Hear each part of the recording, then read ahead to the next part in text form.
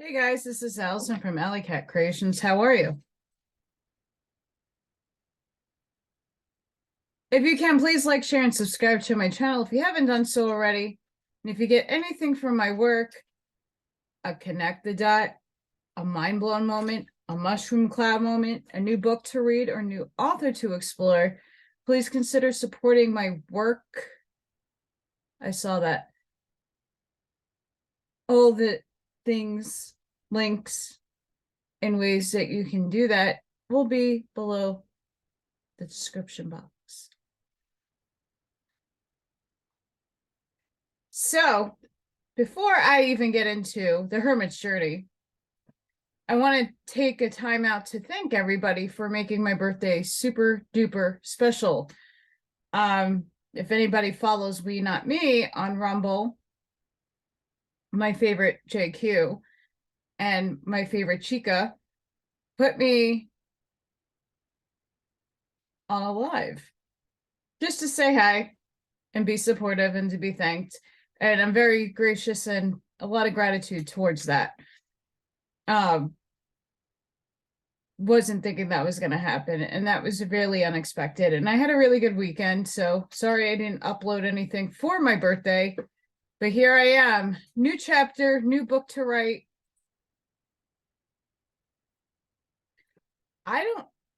Here's to 40, but here's to the orbs that I don't see physically, but I can see them on the screen.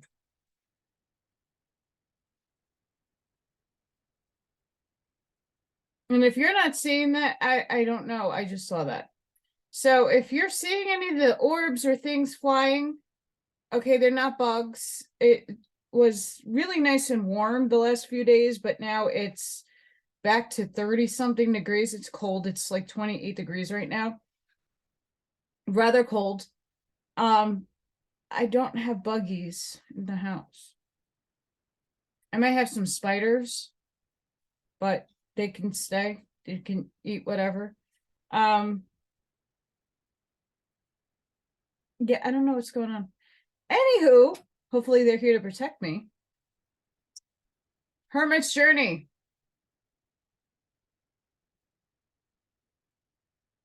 My man.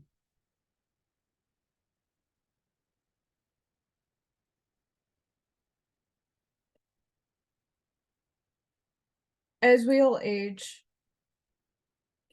I put a post out on Facebook a few weeks ago about you could do this by yourself. You're never alone. As those orbs show you, you're not alone.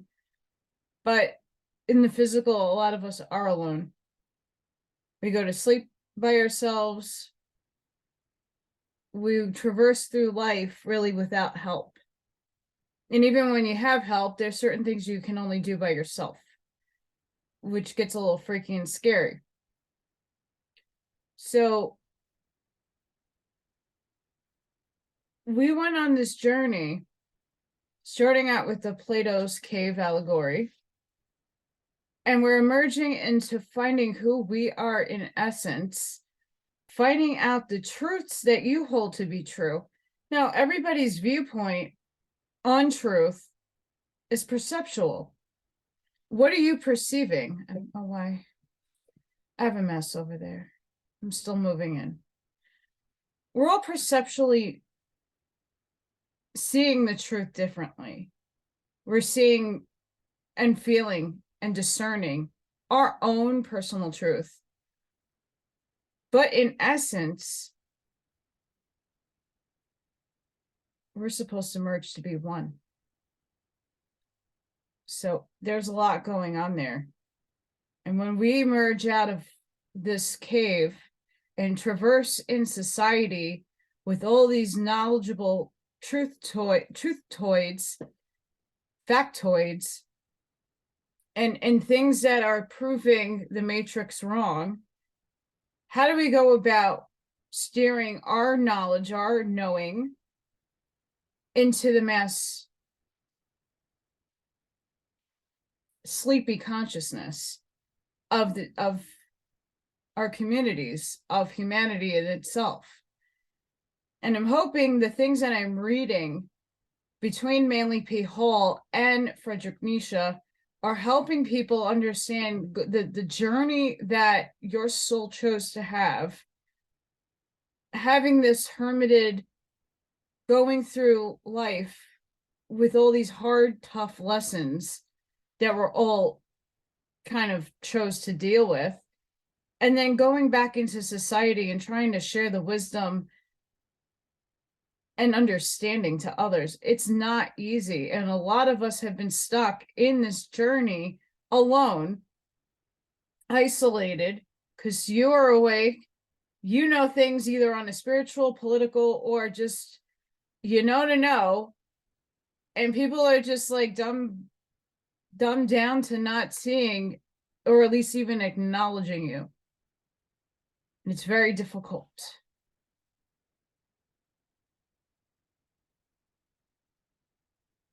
I might have to sage. Give me a second, guys. I'm back. Armed.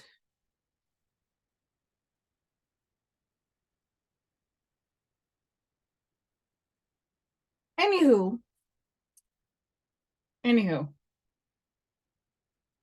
This journey has been, on my end, taking nice little twists and turns, more on the spiritual navigating end than anything else. But this is still vital information. Even if you're not a fan of Manly P. Hall or Nietzsche, it's their stories that they're trying to convey. They're trying to convey and give a message to how to walk around this consciousness, this reality,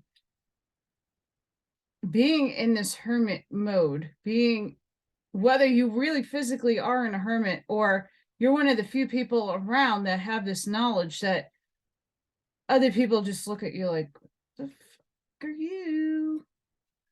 But it's your truth.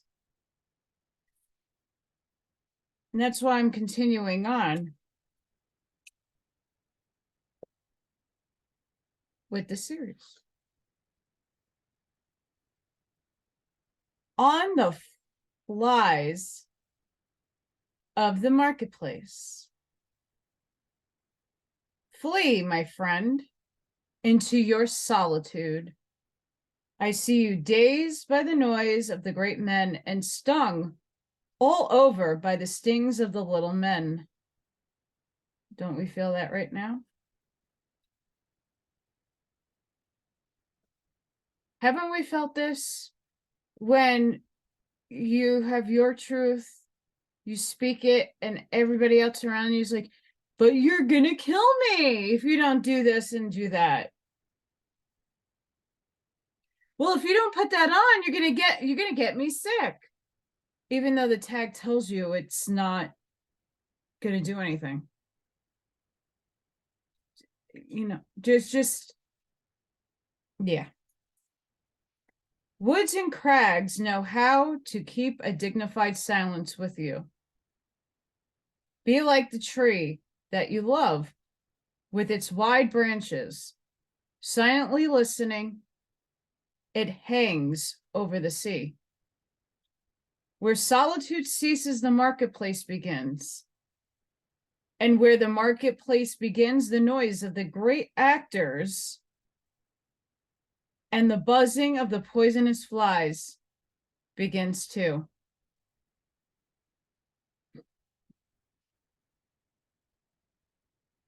All the rallies you could think of.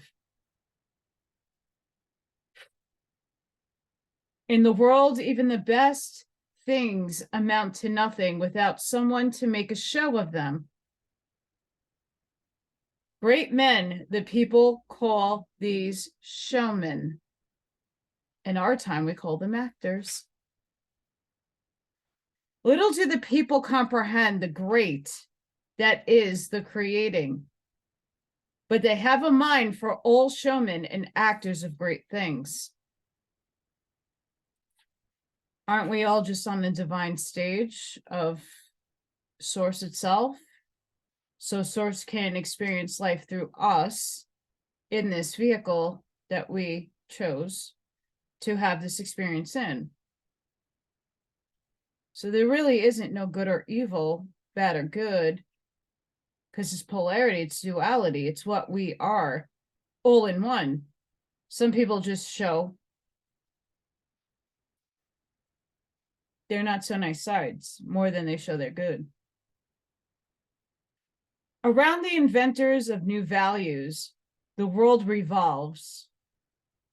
Invisibly, it revolves. It revolves. But around the actors revolve the people and fame. This is the way of the world. The actor has spirit, but little conscious of the spirit. What are we witnessing right now in our world? Always he has faith in that with which he inspires the most faith in himself. Tomorrow he has a new faith, and the day after tomorrow, a newer one. He has quick senses like the people and capricious moods. To overthrow, that means to him to prove. To drive to frenzy, that means to him to persuade. And blood is to him the best of all reasons. And we're just reading this, and this was written when?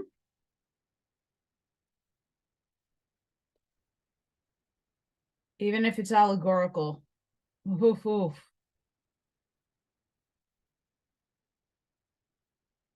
A truth that slips into delicate ears alone he calls a lie and nothing. Let's read that again. A truth that slips into delicate ears alone he calls a lie and nothing. Verily, he believes only in gods who make a big noise in the world.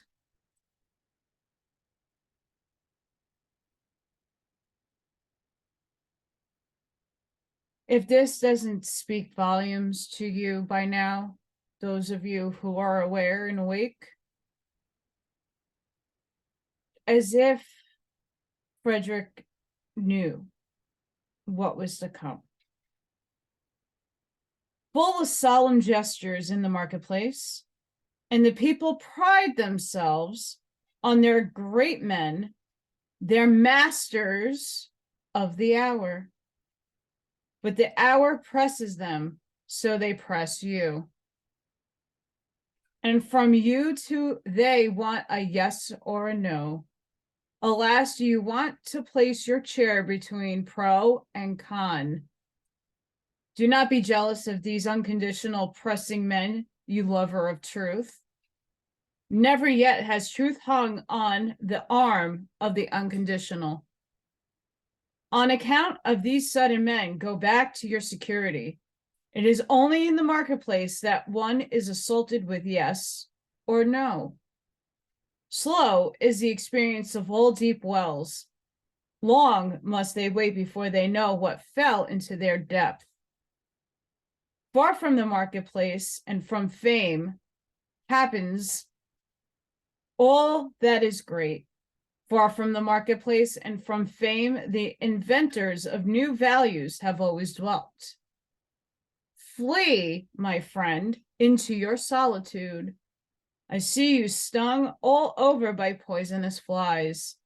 Flee where the air is raw and strong. Flee into your solitude.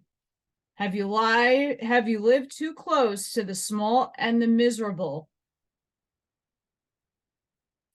Flee their invisible revenge.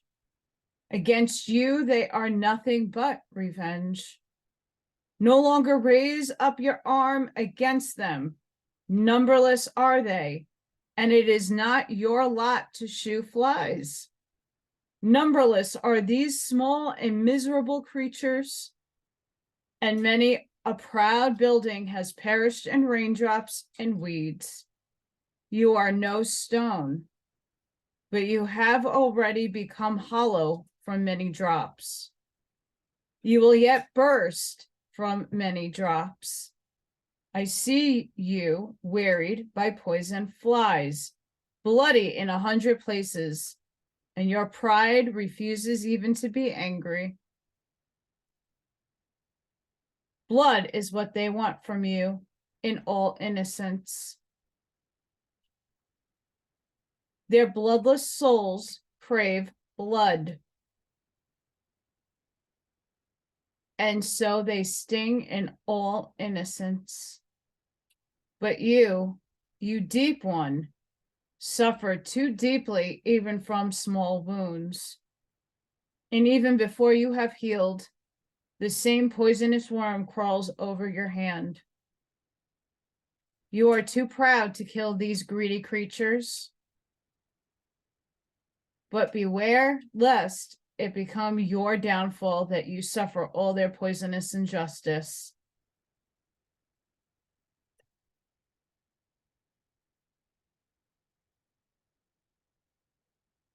That's like a profound statement. They hum around you with their praise too. Obtrusiveness in their praise. They want the proximity of your skin and your blood. They flatter you as a god or a devil. They whine before you as before a god or a devil. What does it matter? They are flatterers and whiners and nothing more. Often they affect charm, but they have always been the cleverness of cowards. Think a political party. Indeed, cowards are clever. They think a lot about you with their petty souls. You always seem problematic to them. Everything that one thinks about a lot becomes problematic. They punish you for all your virtues. They forgive you entirely your mistakes. Because you are gentle and just in disposition, you say, they are guiltless in their small existence, but their petty souls think guilt is every great existence. Even when you are gentle to them, they still feel despised by you. And they return your benefaction with hidden malefactions. Your silent pride always runs counter to their taste. They are jubilant if for once you are modest enough to be vain. That which we recognize in a person, we also inflame in him. Therefore, beware of the small creatures. Before you, they feel small, and their baseness glimmers and glows in invisible revenge. Have you not noticed how often they become mute when you step among them? And how their strength went from them like smoke from a dying fire.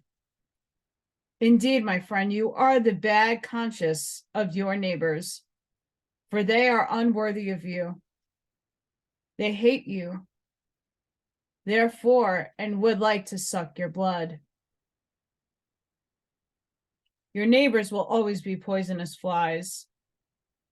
That which is great in you, just that must make them more poisonous and more like flies. Flee, my friend, into your solitude, and where the air is raw and strong, it is not your lot to shoo flies. Thus spoke Zarathustra. That's profound. On the friend. There is always one too many around me. Thus thinks the hermit. Always one times, one eventually that makes two. I and me are always too deep in conversation. How could one stand that if there were no friend? For the hermit, the friend is always the third person. The third is the cork that prevents the conversation of the two from sinking into the depths. Alas, there are too many depths for all hermits. Therefore, they long so far a friend and his height. Our faith in others betrays in what respect we would like to have faith in ourselves. Our longing for a friend is our betrayer. And often love is only a device to overcome envy. And often one attacks and makes an enemy in order to conceal that one is open to attack. At least be my enemy, thus speaks true reverence, which does not dare ask for friendship. If one wants to have a friend, one must also want to wage war for him. And to wage war, one must be capable of being an enemy. In a friend, one should still honor the enemy. Can you go close to your friend without going over to him? In a friend, one should have one's best enemy. You should be closest to him with your heart when you resist him. You do not want to put on anything for your friend. Should it be an honor for your friend that you give yourself to him as you are? But he sends you to the devil for that. He who makes no secret of himself enrages. So much reason have you for fearing nakedness. Indeed, if you were gods, then you might be ashamed of your cloths. You cannot groom yourself too beautifully for your friend, for you shall be to him an arrow and a longing for the overman. Have you ever seen your friend asleep and found out how he looks? What is the face of your friend anyway? It is your own face in a rough and imperfect mirror. Have you ever seen your friend asleep? Were you not shocked that your friend looks like that? Oh, my friend, man is something that must be overcome. A friend should be a master at guessing and keeping still. You must not want to see everything. Your dream should betray to you what your friend does while awake. Your compassion should be a guess, to know first whether your friend wants compassion. Perhaps what he loves in you is the unbroken eye and the glance of eternity. Compassion for the friend should conceal itself under a hard shell, and you should break a tooth on it. That way it will have delicacy and sweetness.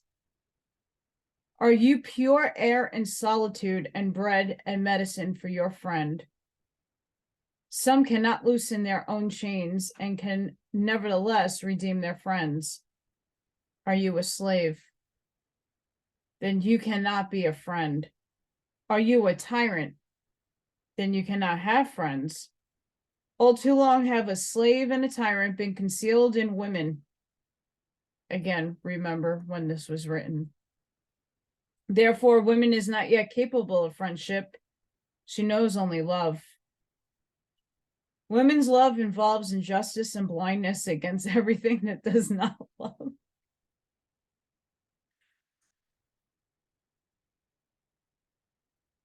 And even in the knowing love of a woman, there are still assault and lightning and night alongside light. Woman is not yet capable of friendship. Women are still cats and birds, or best, cows. Friedrich Nietzsche, tisk tisk on you.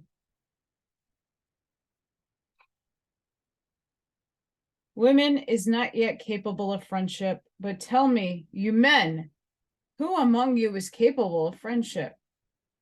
Alas, behold your poverty, you men, and the meanness of your souls. As much as you give the friend, I will give even my enemy. I shall not be any the poorer for it. This is comradeship. Let there be friendship. Thus spoke Zarathustra. I skipped the one on chastity. We're not going there.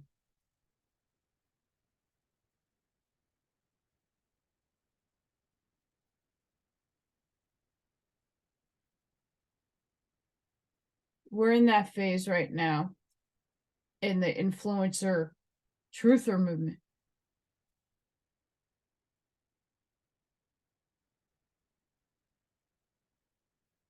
There's a lot of enemies amongst the pure. There are a lot of gossip and child play happening within different movements and different communities.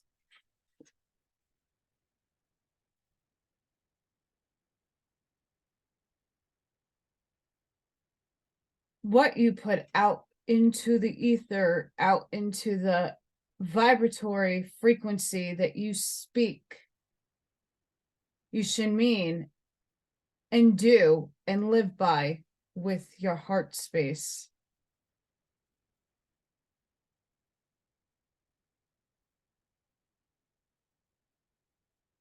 There are too many people who like to preach, who like to tell you what you want to hear,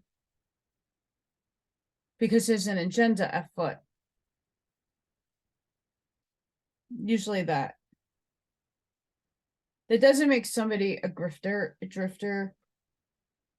People need to eat. People need to pay the bills. Things are not cheap. But there's at a standstill point where one has to reflect into themselves. People hang off of others' words without really going in and seeing the intention that a person really has within their soul, not on the outside avatar that is presenting the words to you. What is that person frequenting? What's the vibratory frequency that you get from that person?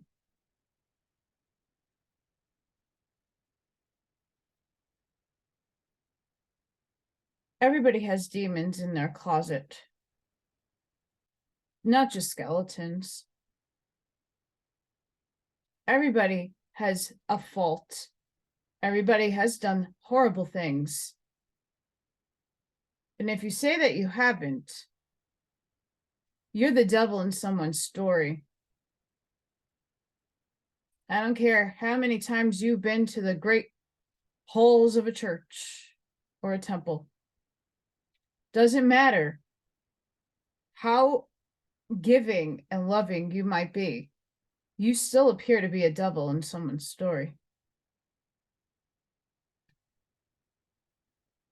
Doesn't matter if it's not your story, it's their story. We all must be very careful. The information that you take in, even from myself, it's all opinions, perceptions.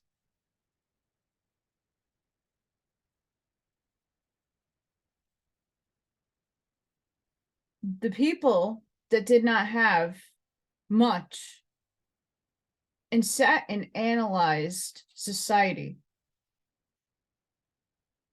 This philosopher right here, and a minute behind me, other people in the simpler times of life. And those times weren't simple, but they were not as complicated as it is today. They got their news by hearsay and posts put up on the wall of a town square. There was just as much gossip and rumors and hearsay as there is today. That doesn't change.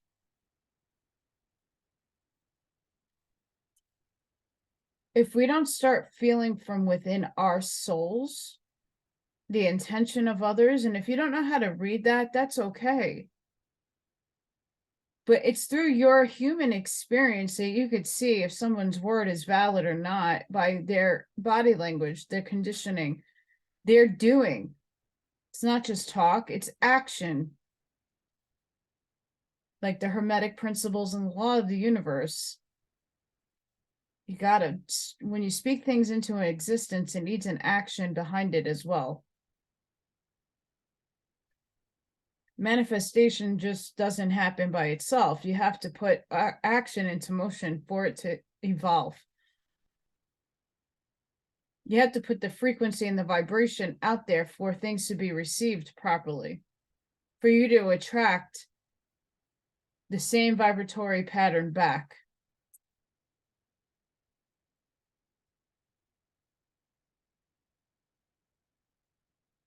There's too much going on. And the hermit sits by themselves amongst all their knowledge, trying to see and analyze like a philosopher. You're all the more wise for that. Sometimes it is easier to be alone because you don't have to get embroiled and wrapped up in the drama that you didn't create. Or you don't want nothing to do with. Just be aware. There's a lot of devils in sheep's clothing. And then there's a lot of devils. On the 1,001 goals.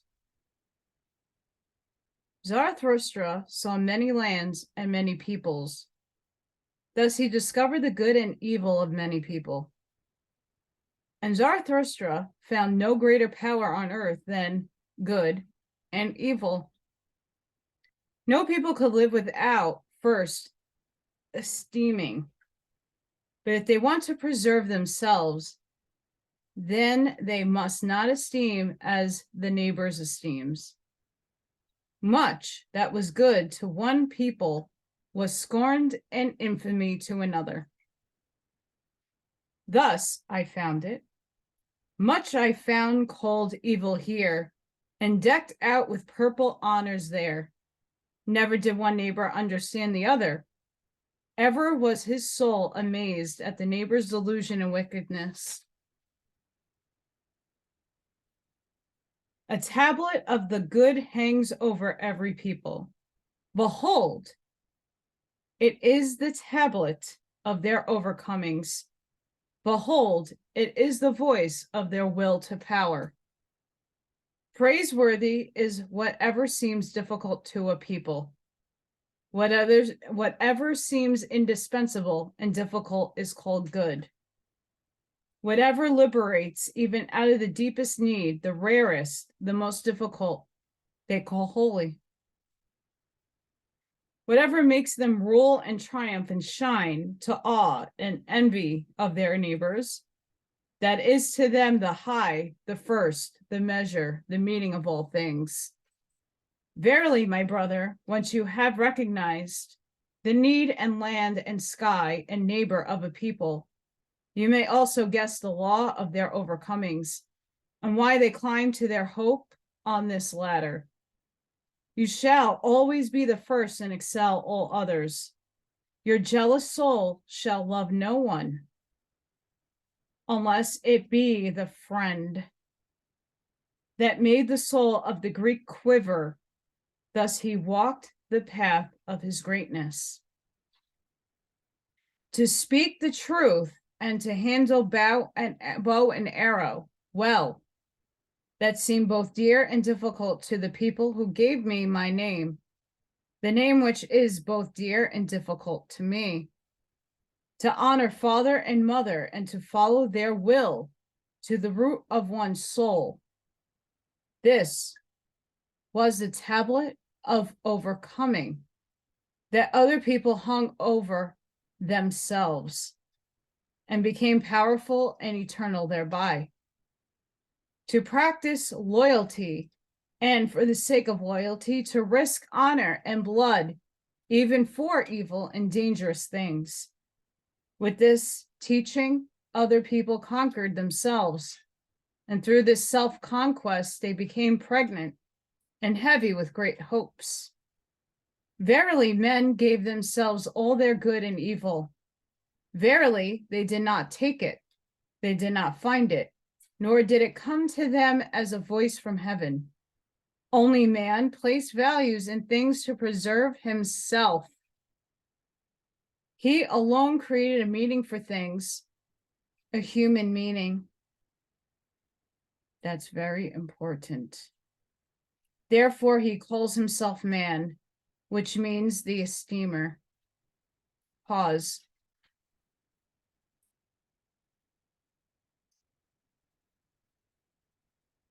In esoteric literature, we find Yaldabaoth, we find the deluge, we find things in our knowing from books that preach evil, the devil. But what happens if we would say that Lucifer and Yeshua are one? The shadow aspect of Yeshua is the deceiver, the dark. But we all have that within ourselves. I could be the lightest of persons, but I could be the biggest of bitches. We all have the flux of both polarities within us. It's in the Hermetic principles, which is, for the most part, universal laws. I don't care if Thoth screwed over the Emerald Covenant, his words were still valid to an extent. So if we think about what's here,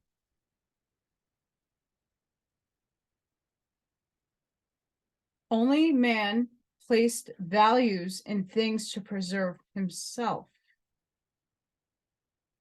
He alone created a meaning for things. So what we speak into the collective consciousness, if enough people do it, they believe it. And if enough people believe it, it manifests. So if we stop collectively thinking certain things of the negative polarity, it will stop manifesting.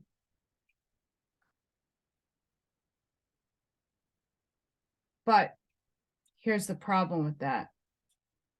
Enough people were indoctrinated, and people are still indoctrinated.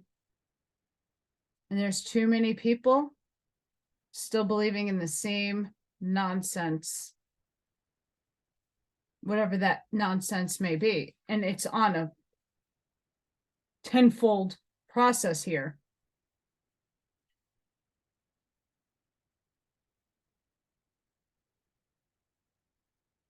Certain things will not manifest because you will it to be. If it involves everybody, you don't know the nefariousness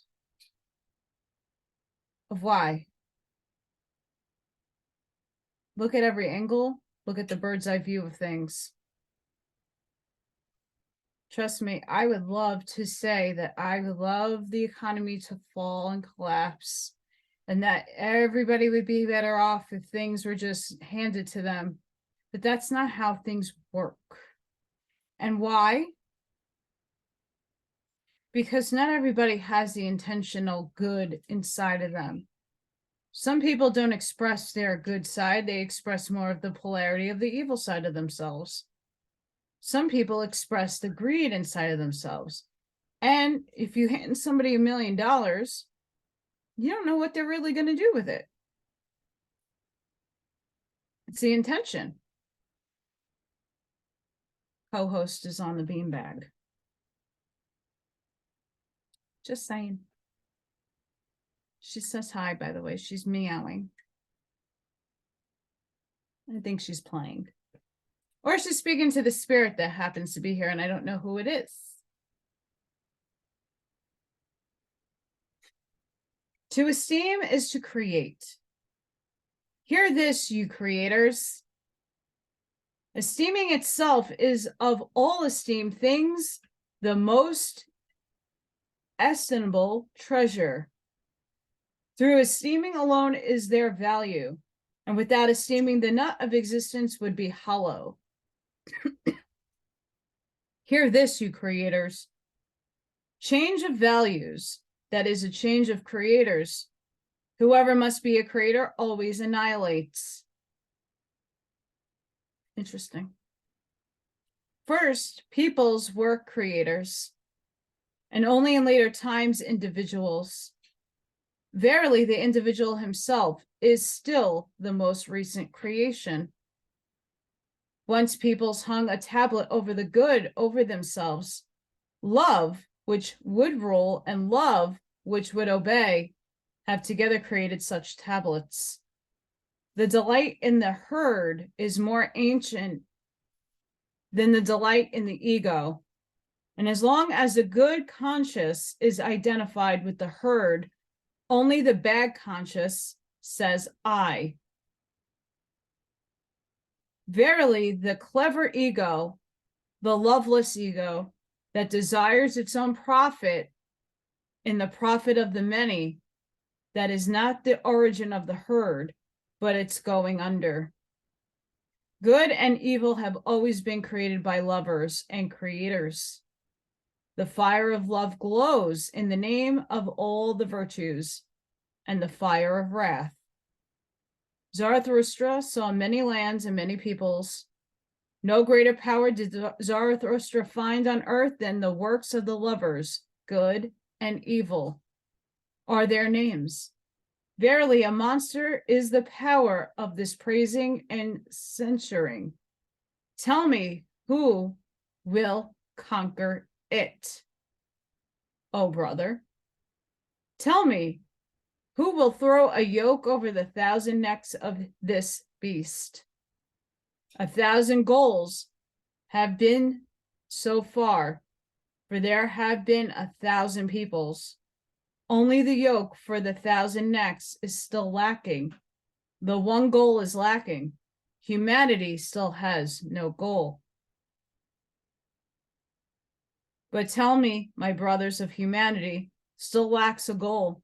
Is humanity itself not still lacking too? Thus spoke Zarathustra. That is again another heavy topic. And lastly, tonight, on the love of thy neighbor. You crowd around your neighbor and have fine words for it. But I say unto you, your love of the neighbor is your bad love of yourselves. You flee to your neighbor from yourselves and would like to make a virtue out of that. But I see through your selflessness. The you is older than I. The you has been pronounced holy, but not yet the I, so man crowds towards his neighbor. Do I recommend love of the neighbor to you? Sooner I should even recommend flight from the neighbor and love of the furthest. Higher than love of the neighbor is love of the furthest and the future. Higher yet than the love of human beings, I esteem the love of things and ghosts. This ghost that runs after you, my brother, is more beautiful than you. Why do you not give him your flesh and your bones? But you are afraid and run to your neighbor. You cannot endure yourselves and do not love yourselves enough. Now you want to seclude your neighbor to love, and then gild yourselves with his error. Would that you could not endure all sorts of neighbors and their neighbors. Then you would have to create your friend and his overflowing heart out of yourselves. You invite a witness when you want to speak well of yourselves, and when you have secluded him to think well of you, then you think well of yourselves. Not only are they liars who speak when they know better, but even more those who speak when they know nothing. And thus you speak of yourselves to others and deceive the neighbor with yourselves. Thus speaks the fool. Association with other people corrupts one character especially if one has none. One man goes to his neighbor because he seeks himself, another because he would lose himself. Your bad love of yourselves turns your solitude into a prison. It is those further away who must pay for your love of your neighbor. And even if 5 of you are together, there is always a 6th who must die. I do not love your festivals either. I found too many actors there, and the spectators too often behave like actors. I teach you not the neighbor, but the friend. The friend should be the festival of the earth to you. If the page wants to turn. And anticipation of the overman. I teach you the friend and his overflowing heart. But one must learn to be a sponge if one wants to love by hearts that overflow. I teach you the friend in whom the world stands complete, a bowl of goodness, the creating friend who always has a completed world to give away. And as the world rolled apart for him, it rolls together again in circles for him. As the becoming of the good through evil, as the becoming a purpose out of accident. Let the future and the fathers be for you the cause of your day. In your friend you shall love the overman as your cause. My brothers, love of thy neighbor I do not recommend to you. I recommend to you love of the furthest. Thus spoke Zarathustra.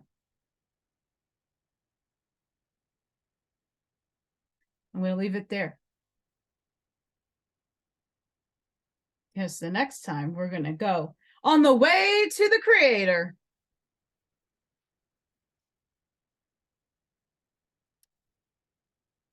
On the way to the creator, that's the next one. And it's probably going to be massive. And it is, because my favorite book. It's gross.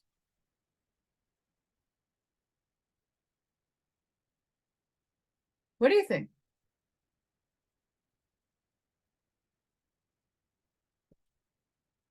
Nietzsche's words speak loud and clear in this kind of paradigm that we're all here today. Some of it's paradoxical, for sure. But if you take the time that he was living in and incorporate it into the time that we are living in now, there's a lot there. You have to love yourself entirely. And yes, we all have flaws, we all have problems, we all have other things that we don't like about ourselves. But you know what? You have to send love to it anyway. No one's perfect. No one. We all have problems. We all have secrets. We all have things within ourselves that we wish we didn't have done, but we did. You have to forgive yourself and release it. We all have trauma built within ourselves. Trauma that we have to eventually face. How does your soul grow if you don't face those truths? Or at least admit to it and let it go. Only a person that has not healed themselves stand in judgment of others. When you have healed yourself and it keeps unraveling like an onion, you think you healed and then here comes back the ugly feeling. And you just address it, transmute it, and let it go without judgment. Everything happens to you and for you. That's rough because guess what? I know that firsthand. I had to go through the last year and a half of my life to up level everything. Learn that I don't need all the material possessions. Know that everything that was attached to my parents I could let go, even though I didn't want to, and it was very uncomfortable to do so. We all have our own versions of this in our lives. What is yours? We're all on a continuous journey of learning, growing, and learning again. Sometimes you're the teacher for other people. Sometimes you're the student. Be humble in your experiences. But take what has been said through Zarathustra, through the words of Friedrich Nietzsche and Manly P. Hall, and apply those things into your daily life, into the paradigm that we are all living and suffering in right now. It doesn't need to be literal either. But those words weigh very heavy in this time of now. And it's up to us hermits to absorb it and learn from it. So when we do go out in the public square, go out in our everyday lives, we're all the better for it, because then we see it and can avoid the things that would put us down. And with that, I'm giving everybody protection, light, love, and shielding to each and every one of you. Sending each and every one of you love and light. Please don't forget to hit that like, share, and subscribe button if you haven't done so already. I want to thank everybody who has and is supporting me, my work, and my journey thus far. It's far from over, it's only beginning. I literally closed the book to the last 39 years of my life. And I hope now to start a new beginning, a rebirth into something way better than everything I just had to go through and had struggled through my entire life. And I want to give everybody that strength to do the same thing. Doesn't need to be your birthday. Doesn't need to be a momentous birthday. It could be any day that you choose to start your new life. But you got to release the old self, the old part of you. Got to let it go. Only take the things that worked and that bring you joy and harmony from your past into your present. Only bring the memories that are going to bring you happiness and joy into your present. You don't need to linger the pain. We're never going to forget those things that really ate us in ourselves. You're never going to forget about how someone passed away. You're not going to forget those things, but you can release the energy of the negative toward it and let it go, so that you can be a whole, better person for it and move forward. Because we want that pendulum to swing more towards the positive than the negative. And it's up to you how far that pendulum swings. Is it swinging or it's swinging? So it's not popping back. Think about it. I hope you guys enjoyed. Until next time, see you on the next one.